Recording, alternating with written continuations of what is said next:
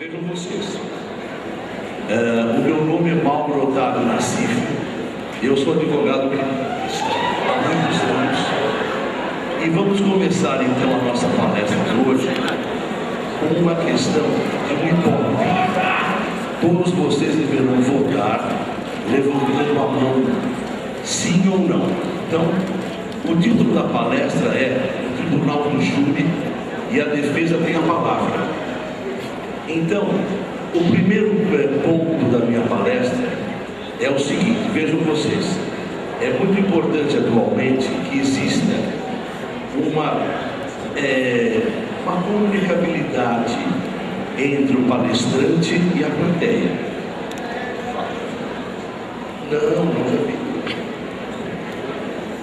Então vejam vocês, é muito importante na palestra hoje em dia. Não existe palestra moderna aonde somente o palestrante fala. Então o primeiro ponto a ser debatido é o seguinte: é a questão do tribunal do júri, que é a maior aventura da advocacia, e a televisão. Então vejam vocês aonde eu quero chegar. Inicialmente eu quero contar para vocês, antes de fazer essa pesquisa sobre a televisão e o tribunal do júri, eu quero saber se a minha voz está chegando até o fundo aí. Não, tá. Vem cá. Porque eu estou um pouquinho resfriado e não estou com a minha voz totalmente normal. Então, alô, você está chegando aí ou não? Não. Então,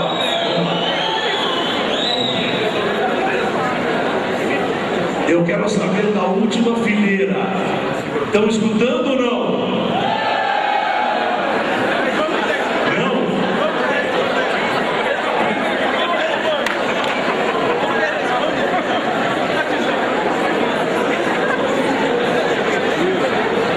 Gabriele, o café e a água. Eu tomei um pouco. Bem, então vamos lá. Vamos ver primeira coisa o som. Alô. Estão escutando aí no fundo ou não? Não? E agora? Estão escutando ou não? 1, 2, 3. Gabriele, estão escutando lá no fundo ou não? Bem, estão me informando aqui que estão escutando aí no fundo. Então tudo bem. Então, como eu estava contando para vocês, a minha palestra é sobre o tribunal do júri, que é o julgamento pelo povo, que é a coisa mais emocionante que existe na advocacia. Não existe uma coisa mais emocionante, é um verdadeiro orgasmo jurídico. É um orgasmo jurídico. Então, para falar sobre o tribunal do júri, sobre a televisão, sobre a opinião de vocês sobre a televisão, eu vou fazer a palestra para vocês hoje usando a roupa normal do tribunal do júri, que o advogado é obrigado a usar, e vou explicar para vocês sobre a roupa. Então agora eu trouxe uma das minhas becas, uma beca mais simples, porque a outra é muito pesada. Já vou explicar a diferença. Então eu vou colocar a beca, que é uma verdadeira glória o advogado usar a beca. Então atenção, vou pegar a beca. Sem a beca não há júri. Muito bem.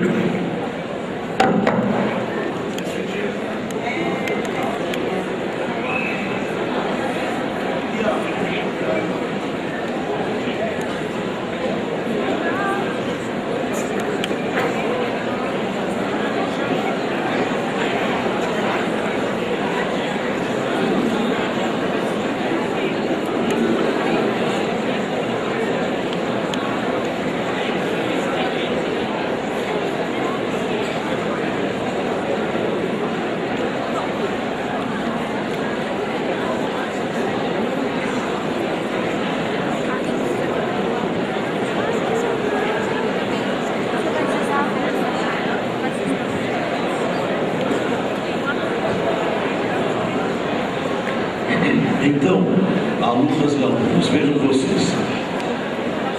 Uma coisa importantíssima no tribunal do júri é exatamente a beca.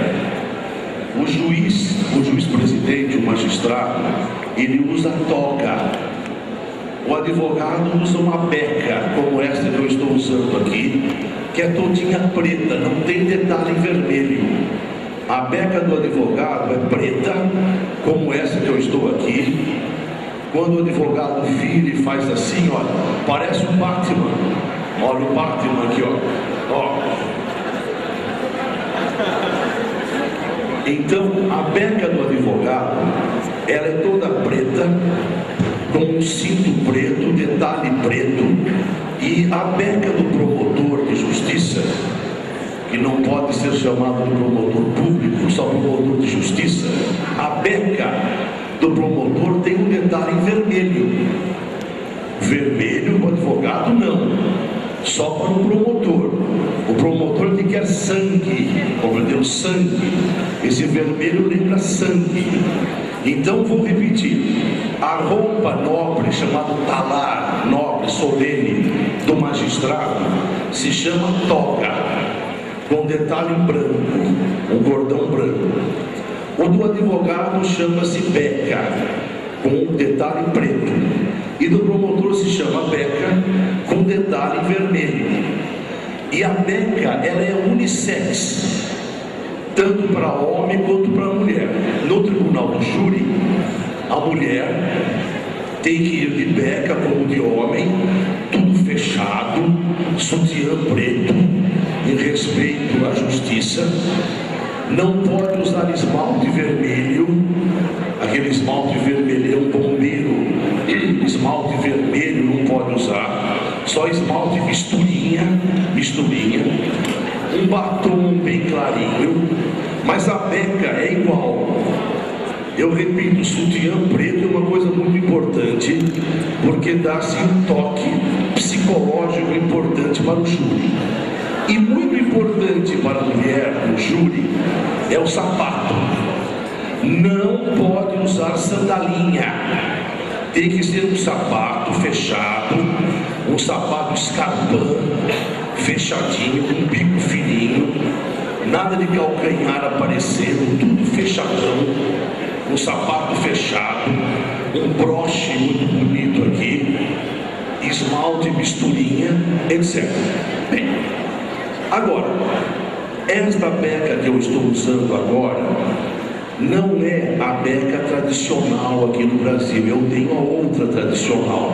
Inclusive eu quero que vocês anotem o melhor livro de júri do Brasil, que foi escrito até hoje, eu trouxe para vocês aqui. Este daqui é o melhor livro de júri do Brasil, que foi escrito até hoje. Chama-se A Defesa Tem a Palavra. Quem quiser tomar nota, A Defesa Tem a Palavra, do maior advogado de júri do Brasil de todos os tempos, o doutor Eze Silva. A Defesa Tem a Palavra. E na capa do livro, que tem à venda, ele está com a beca verdadeira, mas a beca verdadeira é muito pesada, porque ela tem um jabô, ela é toda fechadona aqui, grande, tem plissado, babados, rendados, e um babado muito grande aqui, chamado jabô, que é uma insígnia dos advogados, uma insígnia, uma marca. Esse jabô, ele vem da barba. Na Roma antiga, o berço do nosso direito penal, na Roma antiga, os juristas romanos que assessoravam o imperador, todos tinham uma barbona grandona. Não tinha mulher em Roma, mulher jurista, só homem. Então, o homem deixava a barba crescer, a barba bem grandona, assim. Depois ficava velho, o jurisconsulto romano ficava velho e a barba ficava branca. Então a barba era um sinal de sapiência, de inteligência, para ele assessorar o imperador romano. Então esse jabô dos advogados, esse babadão branco, vem da barba branca dos juristas de Roma. Então a beca verdadeira que eu tenho também, eu tenho 4 becas. A beca verdadeira custa mais ou menos uns R$800, porque ela é toda prensada e tem esse japô e não vende pronta. Esta beca aqui, a beca mais simples, custa R$180 em 3 vezes no cartão Visa. 3 vezes. E ela é vendida ali na rua Barbalha, perto da Lapa, atrás do cemitério da Lapa. Então essa é uma beca muito mais simples, a outra é muito pesada, é muito pesadona a outra, compreenderam? Então vocês já sabem que a beca verdadeira tem o japô, muito bem. Feita essa observação, vamos então começar com essa palestra com comunicabilidade. Vem cá.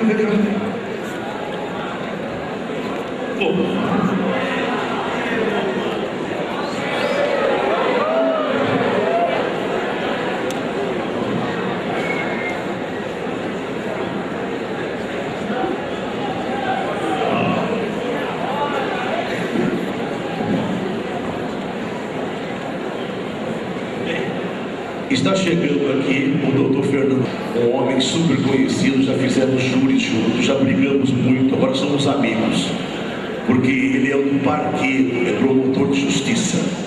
Muito bem, tudo bem com você? Eu gostaria, antes de mais nada, que você desse uma boa noite. Boa noite. Com a educação, boa noite.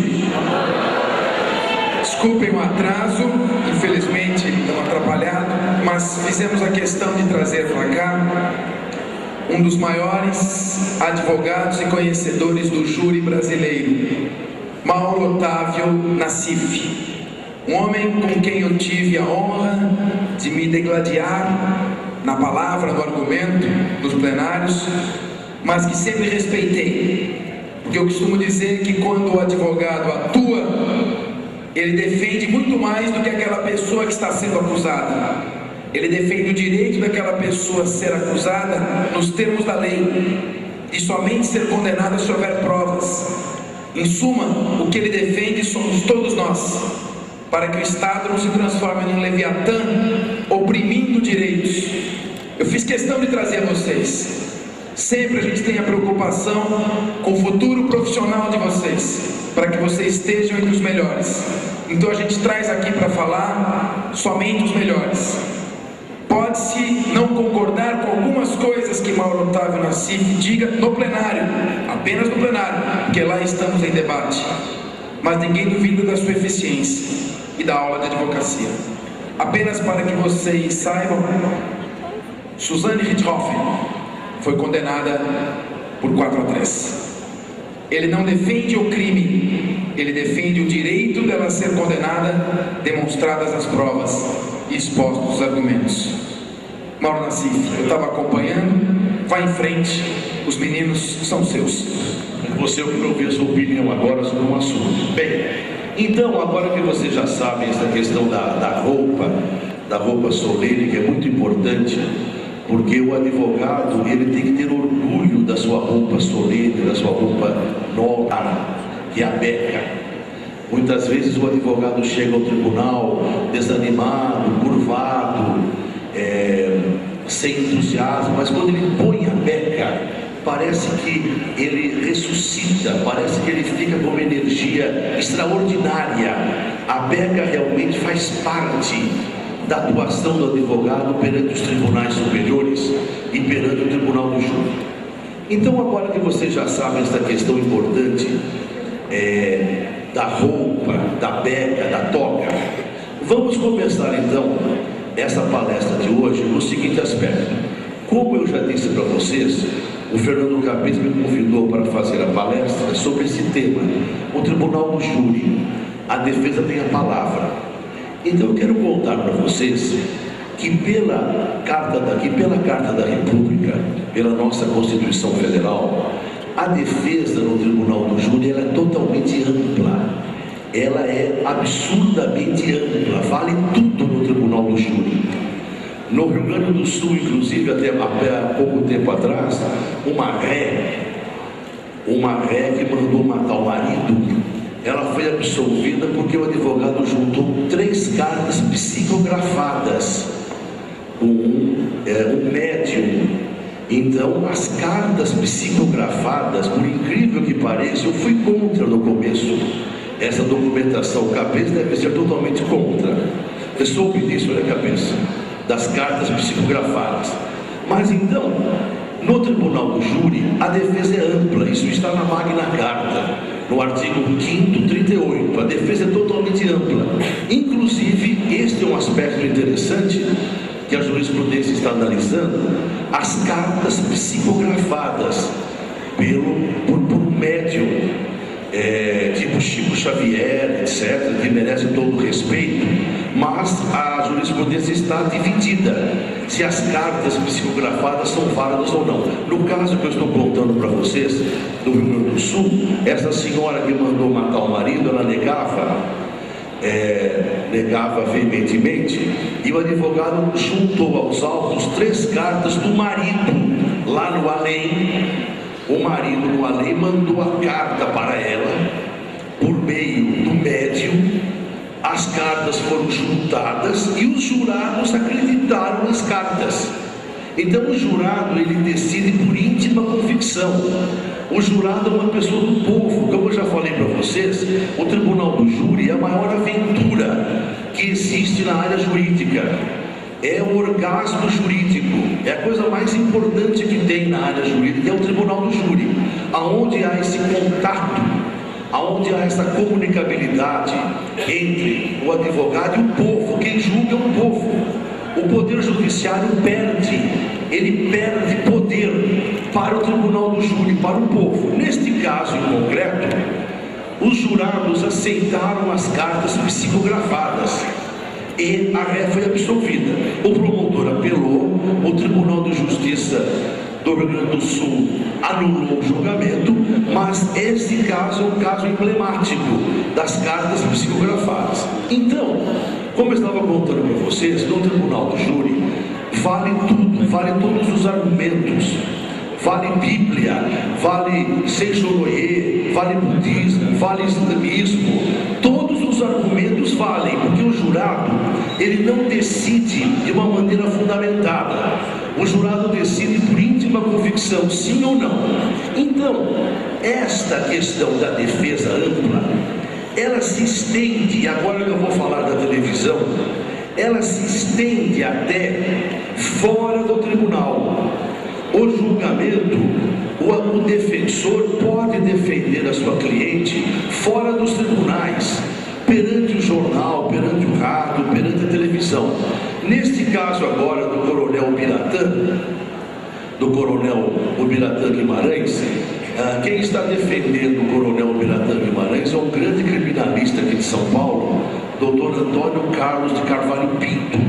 E ele tem dado entrevistas mostrando que não há prova contra a Carla Cebulina Principale, que é acusada, a namorada do Ubiratã Guimarães. A polícia entende que ela é culpada, mas o advogado já está, hoje mesmo ele deu várias entrevistas pela CBN, pela Globo. Tudo isso faz parte da ampla defesa, compreendendo? Então o advogado, ele tem que entender de mídia, entender de jornal, de televisão. Por exemplo, esta moça Carla Cebulina, ela deu várias entrevistas alegando inocência, como ela sempre se disse inocente, mas sempre de costas para a televisão, sempre mostrando o cabelo, de medo de mostrar o rosto, etc. Então já foi dada uma orientação para que ela não dê mais entrevistas mostrando apenas o cabelo, que ela olhe olho no olho com o telespectador, já que ela é inocente, como está dizendo veementemente, que não matou o coronel, que ela amava o coronel e que não tinha por que matá-lo. Então ela que olha para a televisão e que mostra para a televisão a sua versão. Então a ampla defesa no tribunal do júri é efetivamente ampla. Então eu quero fazer uma pesquisa aqui, quero ouvir a opinião do Capês depois, que é o seguinte: quando eu defendi há 3 meses atrás a Suzane von Richthofen, Eu fui o advogado dessa moça loira, a Suzane von Richthofen, no tribunal do júri, e eu perdi o júri por 4-3, por um voto apenas. E numa das séries do pai da moça, eu entendo que eu ganhei o júri porque os jurados responderam que ela estava dominada pelo Daniel, o Daniel, o namorado dela. Então, os jurados responderam por 4-3, sim, que ela estava dominada pelo namorado, sim, que ela estava dominada de uma maneira insuportável. E no terceiro quesito, que foi polêmico, os jurados entenderam que ela poderia resistir ao domínio, mas o quesito foi muito atrapalhado. Mas o mais importante vem agora, viu, cabeça? Eu quero saber a sua opinião. Tem microfone aí? Tá, prontinho. Então atenção. Quando eu fui para o tribunal do júri da primeira vez, no dia 5 de junho desse ano, para defender esta mocinha, a Suzane von Richthofen, quando eu fui defendê-la da primeira vez, um dia antes do julgamento, houve uma grande manchete, uma grande decisão, que eu quero ouvir a opinião de vocês, que era a seguinte: o juiz presidente do tribunal do júri, nesse caso da Suzane Richthofen, decidiu pela primeira vez na história do Brasil que o julgamento seria televisionado, que teria televisão 24 horas, seria disponibilizado um canal de televisão da TV Justiça, a Rede Globo iria fazer flashes diários e de hora em hora, que foi um julgamento muito comentado, esse da moça acusada de matar o pai e a mãe aqui no Brooklyn. Muito bem. Então, pela primeira vez no Brasil, a Rede Globo ficou contentíssima. O Silvio Santos começou a rir de alegria, um ibope incrível. O julgamento da Suzane iria bater qualquer ibope de telenovela, não me lembro na época qual era a novela famosa que estava passando. Débora Seco, ninguém se lembrava mais dela. Ana Paula Rossi, o lixo. Todo mundo queria saber da Suzane von Richthofen, a moça linda, milionária, poliglota, de boa família, envolvida no crime. Ana Paula Rossi, o lixo. Todo mundo queria saber da Suzane naquela época. E o juiz, então, de uma maneira simplesmente inédita, um juiz muito tarimbado, com 55 anos de idade, deferiu a postulação dos dois promotores de que o júri fosse televisionado. A partir deste deferimento, primeira vez no Brasil, instaurou-se uma grande polêmica jurídica daqueles contra o televisionamento direto, porque o que o juiz decidiu foi o seguinte: a televisão poderia entrar, a televisão de canal aberto ou fechado, mas não poderia haver comentários, não haveria um locutor fazendo comentários durante o julgamento, isso não, mas o julgamento seria televisionado, somente a imagem, 24 horas, porque o júri demorou 5 dias, do começo ao fim, e depois de cada período, poderia um comentarista da Globo ou da Record, todas estavam interessadas, as emissoras, poderiam fazer alguns comentários sucintos do que tinha acontecido naquele ínterim de 1 hora. O que aconteceu, quem foi ouvido, se a Ré chorou, se a Ré não chorou, se ela depôs ou não, tal. Mas durante o julgamento não poderia haver um comentário. Mas o mais importante, a imagem ficaria 24 horas. A imagem da Ré poderia fazer zoom dos jurados, das testemunhas, dos promotores, do assistente da acusação, do juiz, dos réus, do advogado de defesa, etc. Muito bem. Então instaurou-se essa polêmica. Pela primeira vez no Brasil, a televisão poderia televisionar um julgamento pelo tribunal do júri. Muito bem. Aí houve duas correntes que eu quero ouvir a opinião do Capês agora, e depois eu quero fazer um ibope com a mão levantando, quem seria a favor ou não. Há duas correntes. A primeira, que é a corrente do juiz, do magistrado presidente, do júri, aqui da Barra Funda, aonde ele entende que nós vivemos numa democracia plena e que é um direito dos cidadãos, direito da população, saber como é o julgamento pelo júri, saber o que está acontecendo, saber o mecanismo, porque na verdade o Tribunal do Júri lá da Barra Funda é o maior da América do Sul, mas cabem apenas 240 pessoas. É um tribunal muito bonito, mas ele é praticamente pequeno, cabem só 240 pessoas sentadas. Então, o juiz entendeu, os promotores também, que é uma coisa democrática, que é algo muito democrático, o júri ser televisionado diretamente, com a população sabendo o que está acontecendo, porque a população não entende do tribunal do júri. A população assiste muito MacGyver, São Francisco Gente, Nova York contra o crime, confunde o júri americano com o júri brasileiro. Então o juiz, de uma maneira democrática, segundo ele, quis abrir as portas do tribunal do júri para toda a população examinar o caso e entender melhor como que o caso era julgado. Do outro lado, havia os defensores do não televisionamento. Por quê? Porque isso poderia ferir os direitos constitucionais dos réus. No caso da moça, da Suzane Richthofen, da ré, porque os jurados, como a opinião pública estava muito contra ela, os jurados sendo televisionados, o rosto do jurado, das juradas, os jurados poderiam ficar pressionados em condená-la, teriam medo de absolver. E vejam vocês que ela foi condenada por 4-3. A votação na sala secreta ficou 3-3, porque a minha tese era tipo coação moral irresistível, que ela foi coagida pelo namorado e que ela então não é responsável pelo ato quando a coação é válida. Então, vejam vocês, alunas e alunos, de que, segundo a outra corrente, esse televisionamento fere o direito da ampla defesa do réu, da ré, porque ela ficará exposta, ela ficará execrada para a população, para a televisão, para a Rede Globo, para o Silvio Santos, para o Marinho, para lá o bispo, esqueci o nome agora, da Rede Record, e todas as emissoras estavam lá.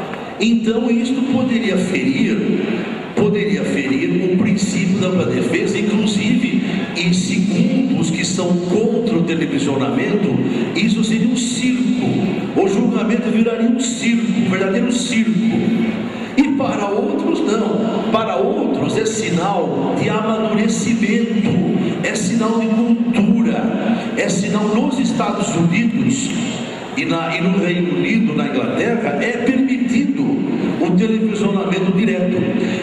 O maior julgamento de todos os tempos dos Estados Unidos é de um jogador de futebol americano chamado O.J. Simpson, que ele foi cornudo, segundo ele, cornudão, e ele matou a esposa e o amante com uma faca desse tamanho, segundo a acusação.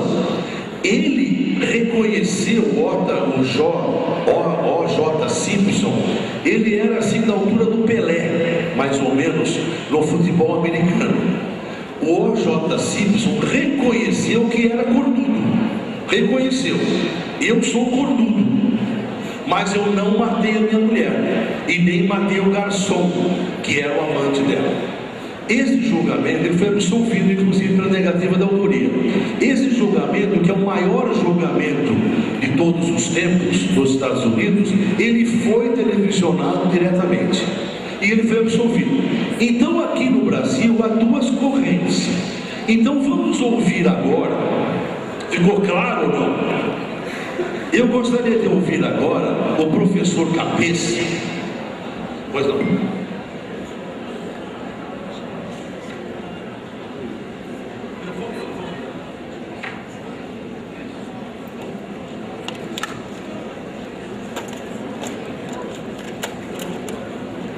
Tudo bem. Tá bom. Então eu quero ouvir agora a opinião do professor Cabeça sobre esta questão da televisão. Se ele é favorável, no caso, vamos fazer um caso específico. No caso da Suzane, por exemplo, foi um caso muito famoso, se ele seria favorável à televisão direta ou não. Por favor. Olha, Mauro, professores, meus colegas, é uma questão muito de posicionamento, de opinião. Não significa que a gente vá aqui estabelecer uma verdade absoluta. Um juiz pode entender de um jeito, outro de outro, um tribunal de um jeito, outro de outra maneira. Eu penso o seguinte: eu tenho muito medo de julgamentos secretos. Julgamento secreto, julgamento sigiloso, me lembra a Santa Inquisição dos séculos XV e XVI. A Constituição consagrou o princípio da publicidade dos julgamentos. Nós precisamos tirar essa imagem de medo, de arrogância, de prepotência que a justiça tem em relação à pessoa leiga, ao cidadão. A pessoa chega até a tremer quando chega na frente do juiz. Nós temos que democratizar, que levar o que está acontecendo ao conhecimento do maior número de pessoas, de desmistificar. Eu não vejo nenhum problema, Mauro, pelo princípio da publicidade dos julgamentos do Poder Judiciário, na publicidade mais ampla possível desse julgamento. Muito bem. Houve as senhas desse julgamento, você sabe, foram disputadas a tapa.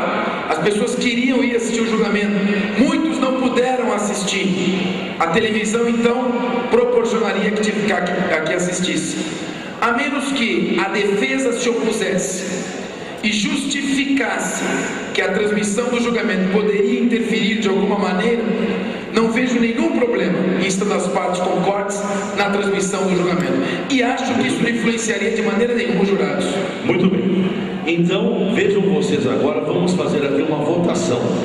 Eu quero, antes de pedir para levantarem a mão, sim ou não, todos vocês, eu quero deixar bem clara qual é a situação.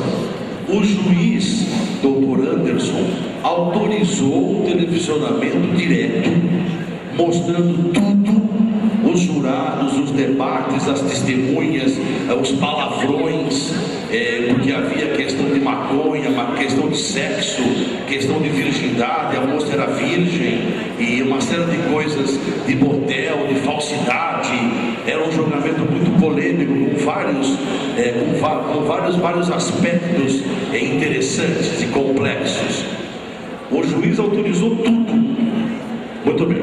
E havia outra corrente que dizia que isso feriria o direito da ré, que transformaria o júri num circo, que a pessoa tem o direito, dentro de uma tragédia que ela estava vivendo, ela tem o direito de ser julgada com mais austeridade, com mais respeitabilidade, e que a televisão coloca tudo nua e crua, todas as coisas nuas e cruas.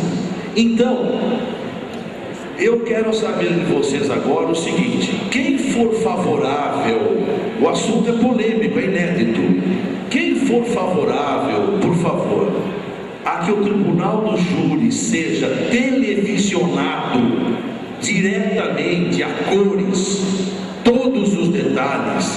Quem é favorável ao televisionamento, levante a mão, já. Pode abaixar. Quem for contra o televisionamento, levanta a mão, já.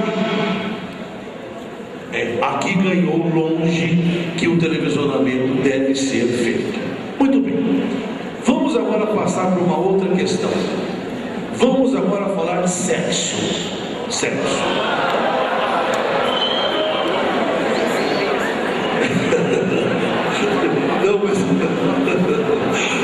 Vamos agora falar de sexo. Esse é um assunto ligado umbilicalmente ao tribunal do júri. Vamos agora falar de sexo, de parte sexual e de corno. Nós temos que examinar a questão do corno. Aliás, eu quero contar para vocês, antes de contar essa questão do sexo e a questão do júri, eu quero contar para vocês que houve uma lei em 2005, lei 11.106, de 28 de março de 2005, que aboliu, que revogou o adultério. Não há mais adultério no Brasil a partir do dia 28 de maio de 2005. Não há mais corno no Brasil. Não tem mais cornudo. Não tem mais cornudo, entenderam? O corno não é mais crime. Então eu quero fazer uma pergunta para vocês. E também eu quero agora a mão levantada. Um homem, esse que é o caso, um homem correto, sério, trabalha em transporte de valores, usa uma arma normalmente. Esse homem, sexta-feira, volta para casa mais cedo, casado há 15 anos, ele muito parecido com José Maia da televisão, esse ator baixinho, José Maia, da Rede Globo, feio por sinal. Esse ator José Maia é muito parecido com esse réu. E a mulher dele, a esposa, muito, para vocês terem uma visão, estou contando a verdade, muito parecida a esposa com a Cristiane Borlone, da Rede Globo também. Toda cabeluda, aquele cabelo assim, tipo, onduladão, assim, tipo, onda de mar, assim. O José Maia, então, entre aspas, volta para casa mais cedo, feliz, contente, armado, para o carro, numa casa térrea, para o carro, abre o portão, faz aquele barulho, o barulho, ele vai contente, com uma caixinha de bombom da Copenhagen, aquela caixinha de bombom cereja da Copenhagen, sexta-feira, contente, alegre, vai pelo corredor, a empregada Edileuza estava lá na cozinha.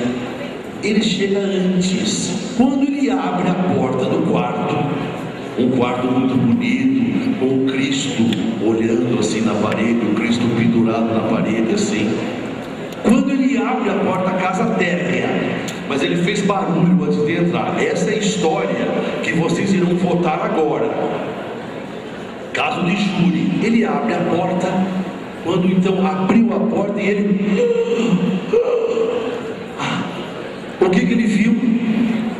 A mulher peladona na cama, toda peladona, aquele lençol branquinho da casa Moisés, todo lindinho de linho.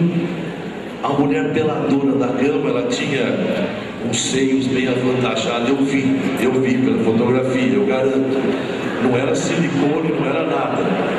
Não usava botox, nada. Tinha uma comissão de frente bem grande, bem volumosa. Mas eu garanto que não era silicone, não, era de verdade mesmo. Ele viu a mulher, alguém pulando pela janela, porque a janela era uma casa térrea, pulando pela janela. Um homem fortão, cabeludão, peludão. Ele viu o cabelão crespão aqui, e aqui pelo aqui nas costas, muito pelo aqui, grandão assim, pulando pela janela, pulou pela janela. Ele viu, abriu a porta, viu aquela cena, aquele homem pulando pela janela, e ele, meu Deus, é um assalto, chama a polícia, aí chegou em Deus, a caixinha de bombom aqui, o revólver aqui, é um assalto. E a mulher pegou o lençol da casa Moisés e pôs aqui nos seios. Ela ficou assim, o Cristo aqui olhando assim, e o homem pulou, o grandalhão de cabelo crespão, pulou, e é um assalto, chama a polícia, liga para o 90, é um assalto, meu Deus, é um assalto. E a mulher quieta, a Cristiane Torlone quieta, é um assalto, meu bem, você se machucou, você ficou machucada? Perguntou ele, você ficou machucada, meu bem? Ficou machucada? É um assalto. E a mulher assim, ó, com o lençol da casa Moisés aqui nos seios, bem grandões, já contei, né? Aqui, assim, paradona, assim. Aí começou a gaguejar. Aí Dileuza contou, a empregada, a testemunha. É um assalto, né? Foi um assalto, um assaltante, né? Um assaltante. Ela quieta, lindona, cabelões assim, ó, tipo cachoeira, assim. Um assalto, né? Ela, não.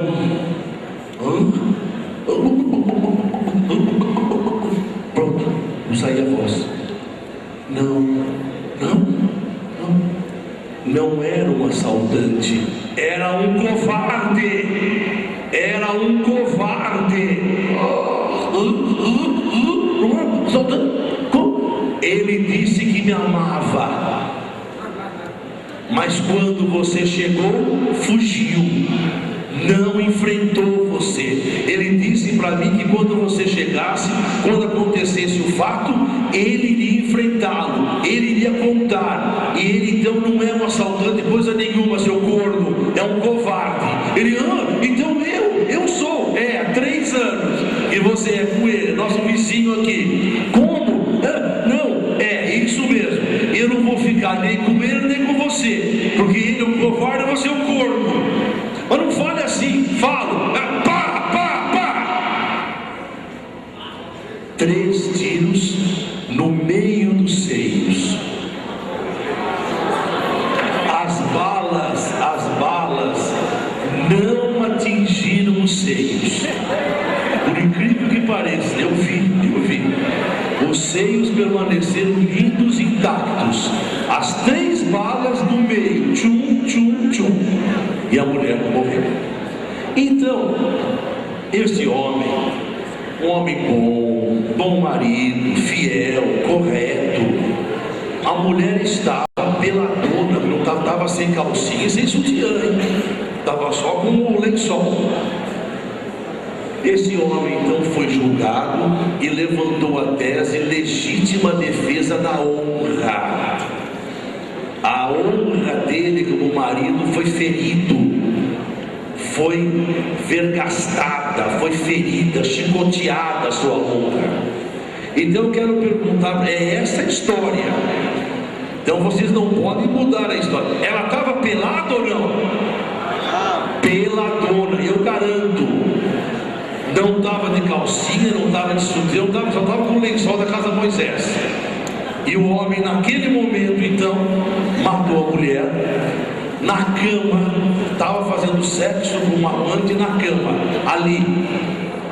Eu pergunto para vocês e vocês respondem agora. Este homem, naquele momento, ele pode ser absolvido, caso de júri, ele pode ser absolvido pela legítima defesa da honra, ou esta tese não se aplica a esse homem? Quem acha que este cornudo pode ser absolvido, levanta a mão, já. Quem acha que não pode ser absolvido, levanta a mão. Aí está. Ele não pode ser absolvido, segundo a imensa maioria. Mas eu quero comentar com vocês essa questão, voltando ao tribunal do júri, a ampla defesa no tribunal do júri. Eu quero comentar com vocês que para o advogado trabalhar no tribunal do júri, ele precisa entender muito de uma coisa muito importante no direito penal, que é a tipificação, também chamada de subsunção, adequação do fato à lei. Todo o advogado que trabalha no júri, ele precisa entender muito dessa questão da tipificação. Então, eu quero fazer uma pesquisa com vocês sobre tipificação, que não é exatamente do tribunal do júri, mas é uma problemática muito interessante sobre essa questão da adequação. Então vejam vocês, eu vou contar uma história para vocês agora, baseada na jurisprudência, e vocês não podem mudar a história, viu, cabeça? Eu quero que você responda pela história. Não pode mudar a história. Muito bem. É o artigo 233 do Código Penal. Ato obsceno. O que diz o artigo 233 do Código Penal? O que diz? Alguém tem Código Penal aqui? Levanta a mão, por favor. Quem tem Código Penal, levanta a mão. Pode trazer para mim? É civil não. Código Penal, quem tem? Pode trazer aqui para mim? E eu também quero uma bala de hortelã. Quem que pode me dar? Obrigado. Obrigado. Quem pode me dar uma bala de hortelã, por favor? Cabeça. Professor Romano. Como é que vai? Tá bom? Prazer em vê-lo. Capeta, você pode fazer a gentileza de ler uma voz bem solene e bem forte, voz de machão. Eu quero uma voz de machão. Aliás, antes de você ler o artigo 233, cabeça, não leia ainda. Eu quero contar para vocês por que eu vou votar no Cabeça para deputado estadual.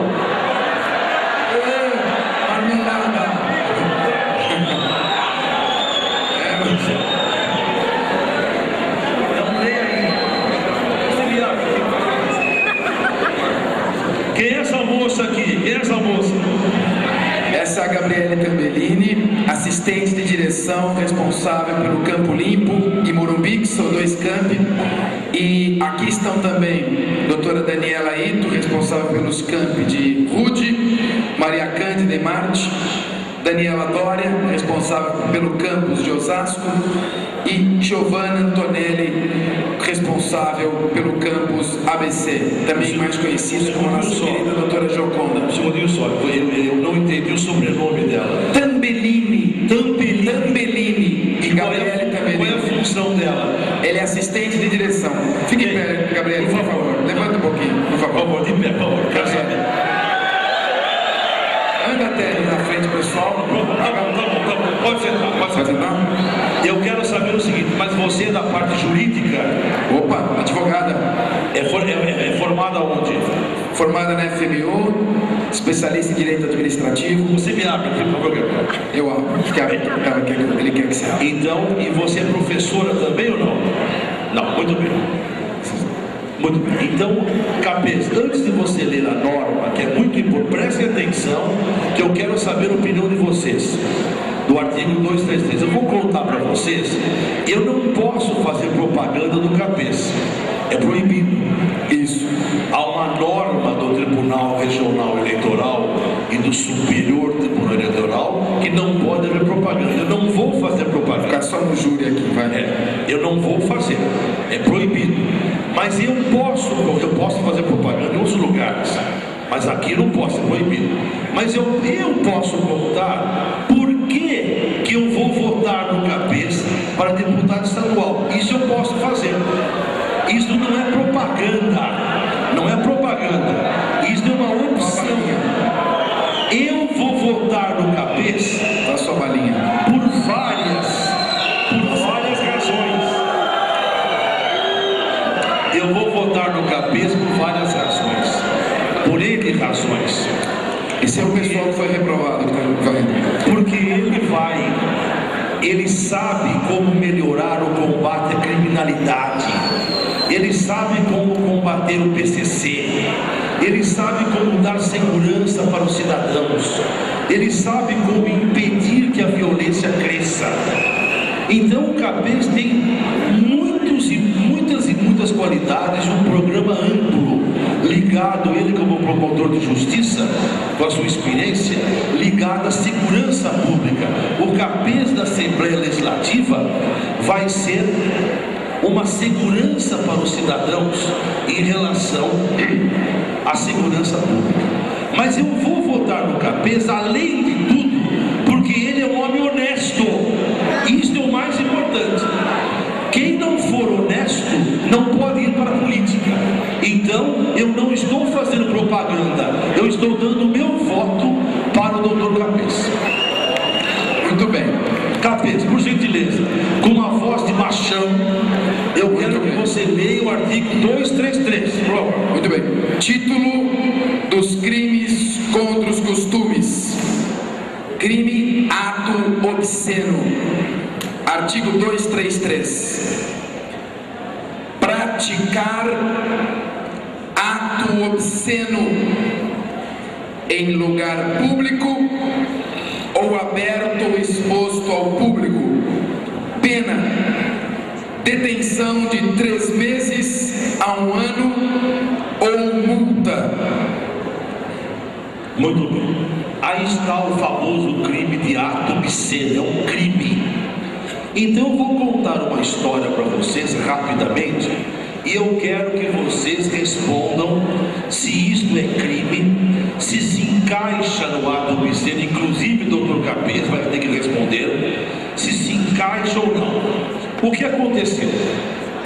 Aconteceu o seguinte: num parque público, tipo o Parque Ibirapuera, mas não era Ibirapuera, um conjunto de piscinas num lugar público, tipo popular, uma moça chamada Priscila, 22 anos de idade, alta, magra, parecida com a Vera Fischer há 50 anos atrás, mais ou menos, quando a Vera Fischer tinha 20 anos, mais ou menos, mas muito parecida com a Vera Fischer, uma moça alta, magra, modelo, magrinha, mas também tinha seios avantajados.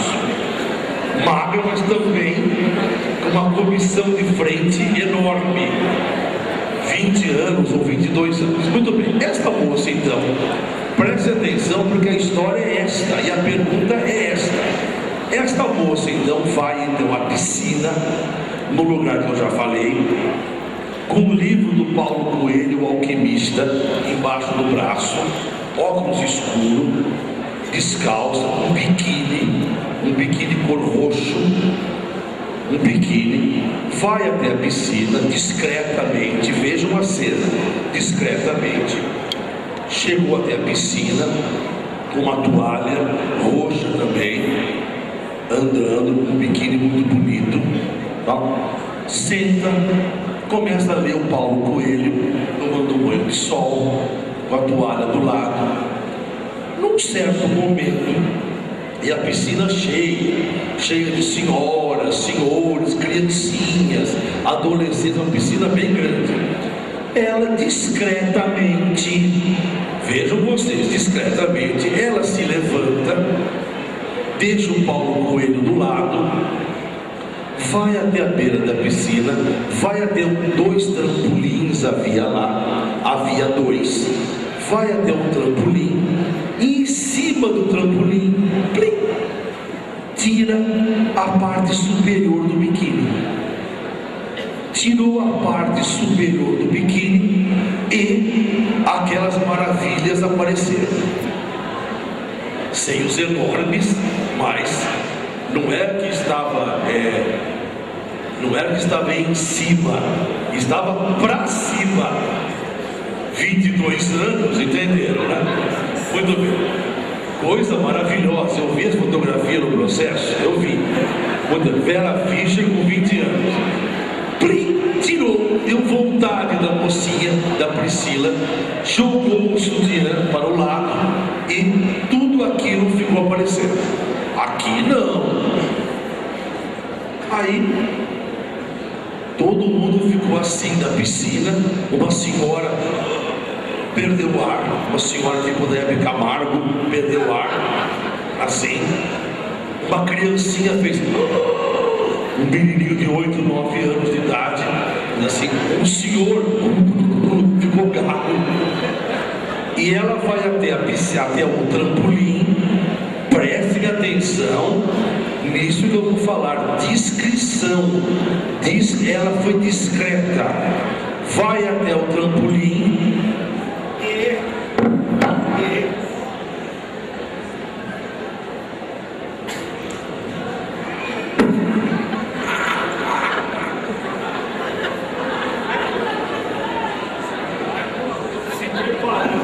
para o mergulho. Um menininho de 8 anos falou: mamãe, o que é aquilo?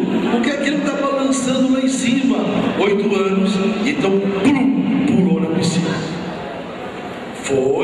nadou, a piscina parou o clube, todo mundo olhando. Ela vai dar a volta, levanta assim discretamente e volta para o lugar com tudo aquilo aparecendo. Não tinha botox, nem celulite, nada, tudo, entenderam, né? Aqui, tudo aquilo assim, voltou, sentou e pegou o Paulo Coelho de novo. Continuou com o Paulo Coelho, fã do Paulo Coelho. Esta que é a cena. A polícia foi acionada, 4 viaturas da polícia foram, uma da PM com metralhadora, inclusive, foram para o clube, um sirene, foram lá. A moça foi presa em flagrante por causa do artigo 233, depois foi libertada. E ela então, uma criancinha chegou a perder a árvore, desmaiou. Aquela senhora desmaiou também quando a moça voltou. Uma mulher deu um tapa na cara do marido, porque o marido ficou olhando para a moça. Esta que é a cena. A cena é exatamente esta. Vejam como a moça foi discreta. Saiu da piscina, veio e sentou. Se bem que no meio das crianças, mas ela não fez assim, por exemplo, não fez uma coisa sintosa, nada disso. Uma moça discreta, uma modelo universitária, por sinal, universitária, fazia direito, por sinal. Fazia direito, não posso falar em qual faculdade. Quer dizer, vejam vocês, ela não passou por um menininho virgem de 8 anos e fez nada disso. A moça, ela e Paulo Coelho, só. Lá, junto. Esta que é a questão. Doutor Cabeça, eu quero perguntar para Vossa Excelência, se você... Eu quero saber 2 coisas de Vossa Excelência. Primeira coisa, se há subsunção, se há tipificação desse artigo. E a segunda pergunta, se a conduta desta moça é reprovável, vil, baixa, se é uma conduta errada, não ilícita, porque a ilícita é a primeira parte da pergunta. Tem 2 partes. Se ela é uma conduta reprovável, baixa, agressiva, feia ou não. No tipo penal, existe um determinado elemento, uma elementar que compõe o tipo, que é chamado de elemento normativo. O que é o elemento normativo? É aquele cujo significado depende de uma interpretação. No caso, é o chamado elemento normativo moral ou extrajurídico. Será que houve ato obsceno? Isso vai depender dos costumes locais, das tradições, da adequação social da conduta. Um topless num clube de uma cidade do interior do Nordeste, mais tradicional, de costumes mais conservadores, pode não ter o mesmo impacto do que um topless na praia de Ipanema. Varia de acordo com a aceitação social. Então tudo vai depender das características do caso concreto e dos elementos sociais envolvidos. Neste caso, meu querido professor, me parece que não se caracterizou o ato obsceno a ponto de suscitar a intervenção no direito penal. Parece mais uma infração que afronta as normas administrativas do clube e deve ser resolvido fora da seara penal, até por influxo do princípio da intervenção mínima. Resumindo, é caso mais de expulsão ou suspensão do clube de levá-lo até a delegacia de polícia, do que de levá-lo até a delegacia de polícia. Então, essa é a primeira parte, que é a parte jurídica. Agora eu quero saber do professor se você reprova a a conduta desta moça ou não, por favor. Agora não é mais jurídica a questão. Minha razão reprova e meu coração aplaude.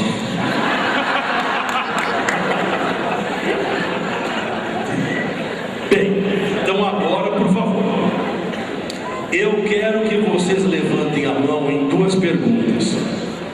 A primeira pergunta: esta moça, a Priscila, ela praticou um crime de ato obsceno ou não? Quem acha que sim, levanta a mão. Pode abaixar. Quem acha que não, levanta a mão. Então já está o nosso informe aqui, dito que não há uma adequação jurídica. Agora vamos ver a questão moral, a questão da reprovabilidade. Quem acha que esta moça, ela tinha o direito de fazer o que fez? Quem acha que essa moça fez algo dentro do direito moral? Quem acha que essa moça tinha o direito? Você já conhece a história. Teve até um marido que levou um peteleco na cabeça. Quem acha que essa moça tinha o direito de fazer o que fez? Sim, levanta a mão, já.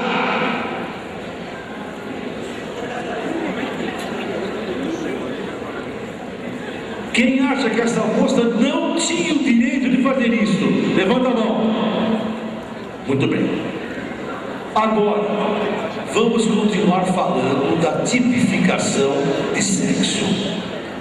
Vocês sabem que existem 14 crimes hediondos na nossa lei. 14 crimes hediondos. 2 deles são ligados umbilicalmente à parte sexual: o estupro e o atentado violento ao pudor. 2 crimes. A jurisprudência, então vou explicar para vocês. Quando um homem obriga uma mulher a fazer sexo, ele pratica estupro. Quando uma mulher bonita obriga um homem a fazer sexo, ela pratica atentado violento ao pudor. Então, eu quero contar, não sei se você concorda comigo, porque antes do sexo há os atos libidinosos. Então, eu quero contar para vocês, para que vocês saibam nesta palestra de direito penal, de defesa e tipificação, que mulher bonita não pode obrigar homem feio a fazer sexo. Uma mulher que obriga um homem a fazer sexo, ela está praticando um crime hediondo. A esposa não pode obrigar o marido a fazer sexo, não pode dar cotovelada no marido para que ele se manifeste, é proibido. Então preste atenção: homem que obriga a mulher ao sexo, estupro, crime hediondo. Mulher que obriga homem ao sexo, atentado violento ao pudor. Essa é uma tipificação que vocês devem saber, porque há muita polêmica sobre isso. Agora vamos falar de uma outra questão de tipificação. Vamos falar agora de prostituição. E aí eu quero saber a sua opinião. Está preparado? Bem, eu quero contar que oração para a pessoa. 9h10. Vamos até 9h30? Ou não? Vamos até 9h30, tem que estar encerrado. Vamos até 9h20 que eu vou fazer o sorteio dos livros. Então a última questão vai ser essa. Agora estão 9h10. Então, 9h10. Mais 10 minutinhos de palestra. E esta questão é muito importante, doutor Capês. É a legalização da prostituição. Está preparado ou não? Vamos lá. Muito bem, atenção. Prestem atenção nessa minha pergunta. Nos últimos 10 minutinhos da palestra, depois eu vou ter sorteio de livro, não é isso? Muito bem. Eu quero saber a opinião de vocês, claramente, sobre uma questão muito polêmica, que está tramitando no Congresso Nacional já tem parecer favorável da Comissão de Justiça, que é a legalização da prostituição.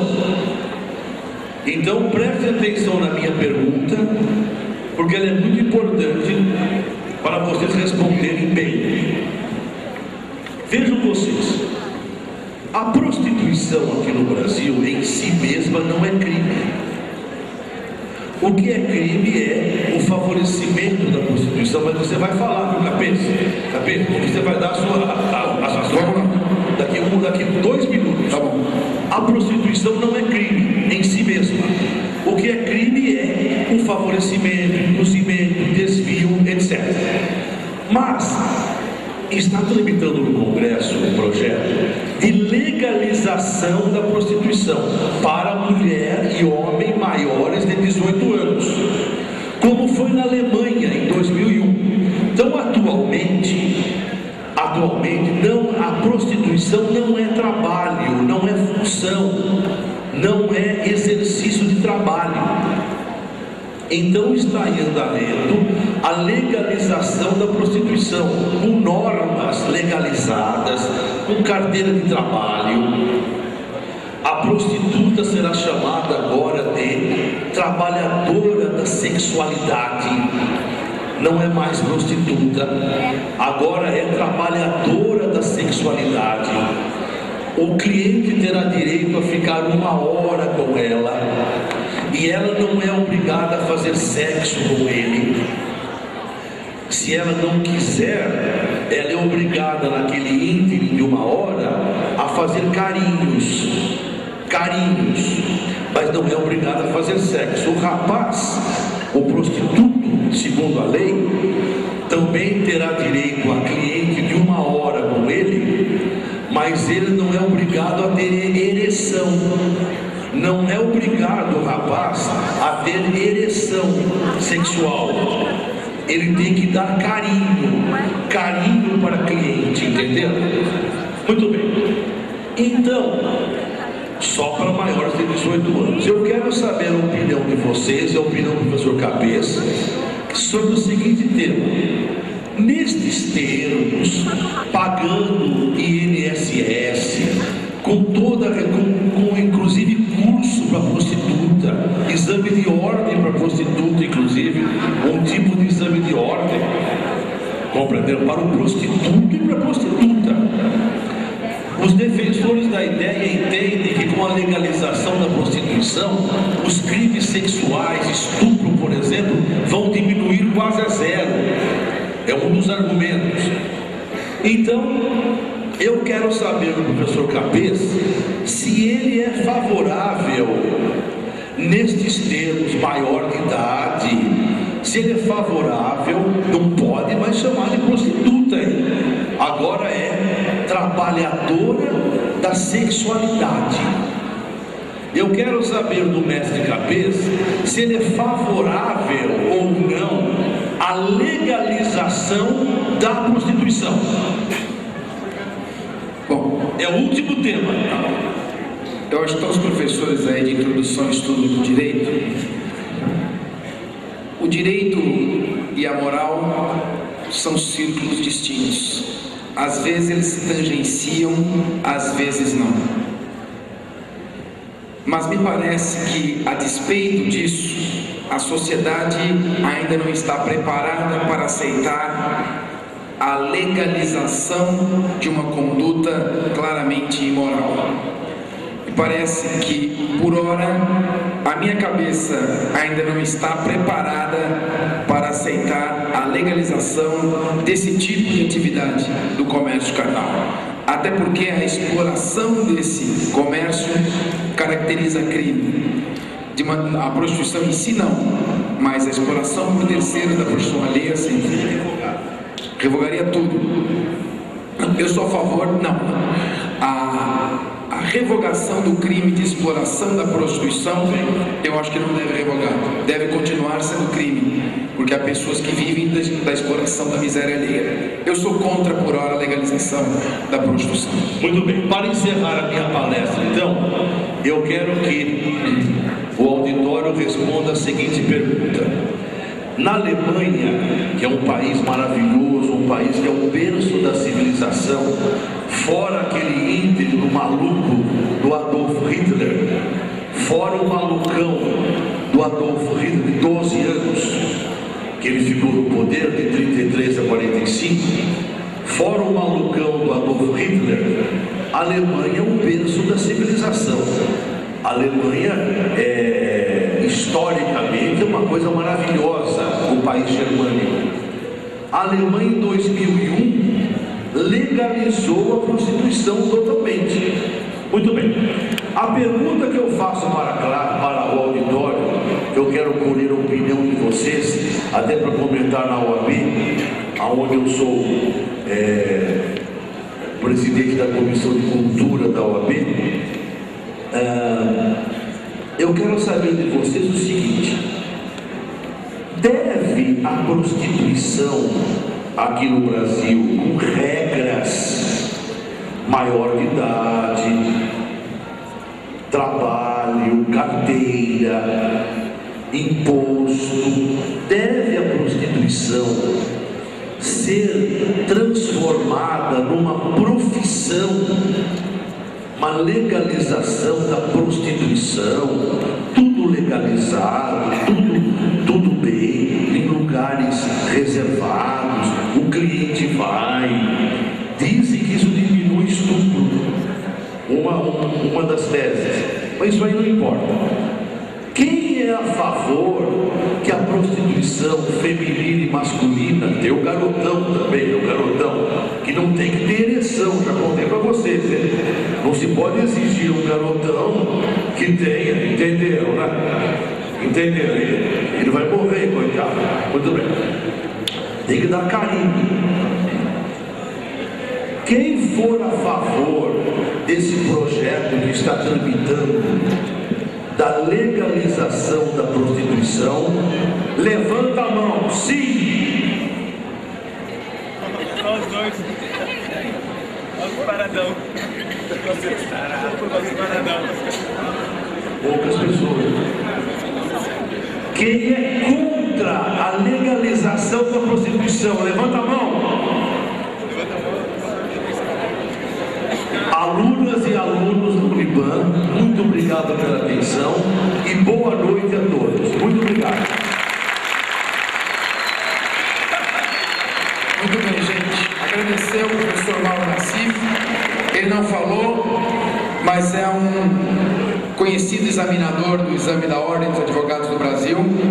Preparou diversas pessoas para esse tipo de exame. Conhece tudo sobre técnicas de estudo, de preparação. Nós estamos trazendo aqui para fazer o primeiro contato, depois nós o traremos para fazer palestras de orientação de estudo para o exame da ordem. Eu tinha um rapaz que trabalhou comigo, hoje ele é advogado do Corinthians, que estava desesperado. Eu arrumei para ele trabalhar no Corinthians sem ter a OAB, e deram para ele 3 meses para ele arrumar a carteira da ordem. Eu entreguei a preparação na mão do Mauro Otávio Nassif.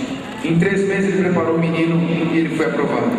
Eu tenho uma dívida de gratidão muito grande para com esse homem. Quero agradecer a cada um dos professores que estão aqui presentes.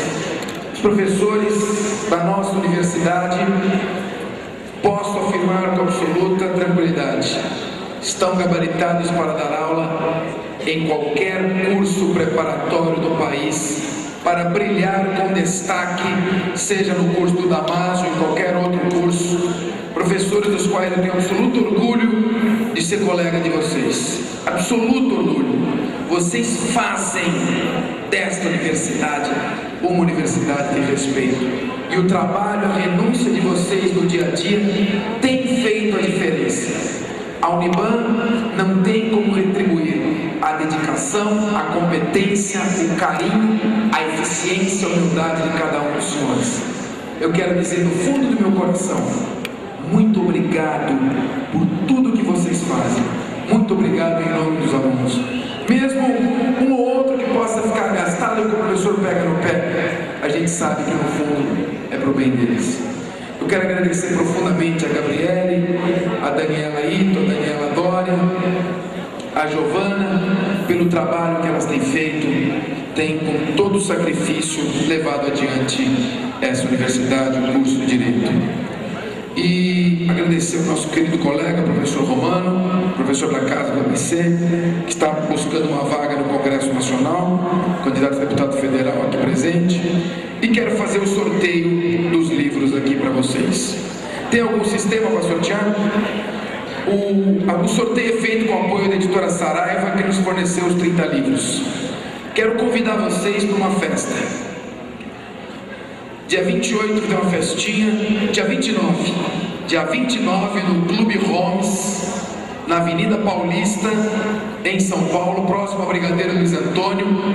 A partir das 8 horas da noite, nós vamos fazer o lançamento da coleção Estudos Direcionados.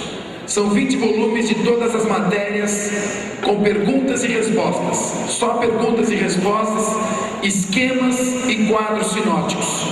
Vai ser feito o lançamento desse livro, uma obra feita para facilitar o estudo de vocês. Vamos então dar início ao sorteio. Eu vou sortear o exemplar Ética Profissional da Advocacia.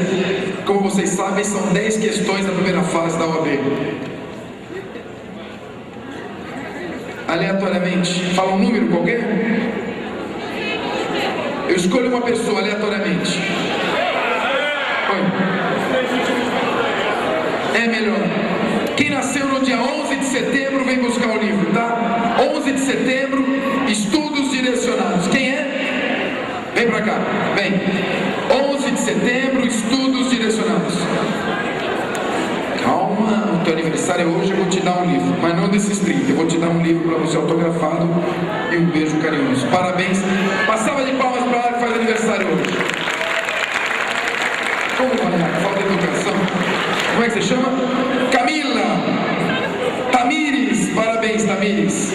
E você? Também? Já vai o segundo livro, então. Estudos Direcionados, RGE, Camila. Estudos Direcionados, Perguntas e Respostas, Direito Penal. Dia 21 de março. 21 de março. 21 de março. Estatuto do Desarmamento, vem pra cá. 21 de março. 6 de agosto. Quem for 6 de agosto, já vem.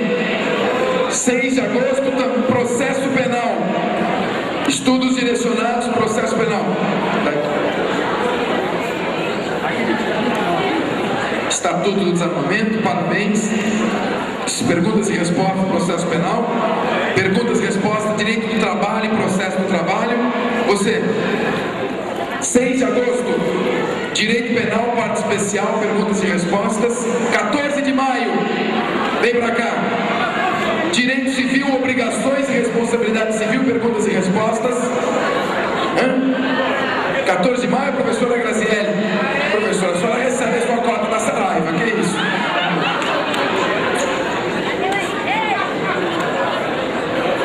Direito penal, parte especial, perguntas e respostas. Estava conferindo aqui o RG. Você? 11 de junho, não falei. Não falei. Muito bem. Vamos prosseguindo. 9 de novembro. 9 de novembro. 9 de novembro. Estudos Direcionados. Direito Tributário, perguntas e respostas. 9 de novembro. O professor Romano está verificando o RG. 9 de novembro. 16 de dezembro. 16 de dezembro. Direito Constitucional, perguntas e respostas. 16 de dezembro. 6 de agosto. Direito Constitucional, perguntas e respostas. Quem é você? Você que dia?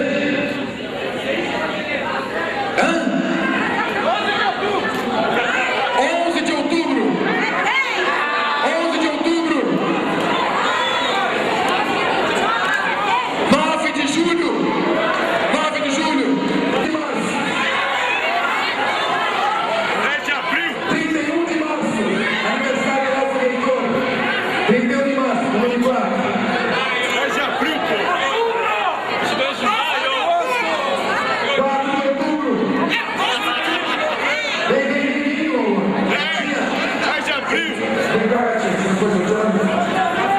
Vem. 25 de dezembro. 15 de julho. 31 de março eu falei. 14 de maio. Ai, meu Deus.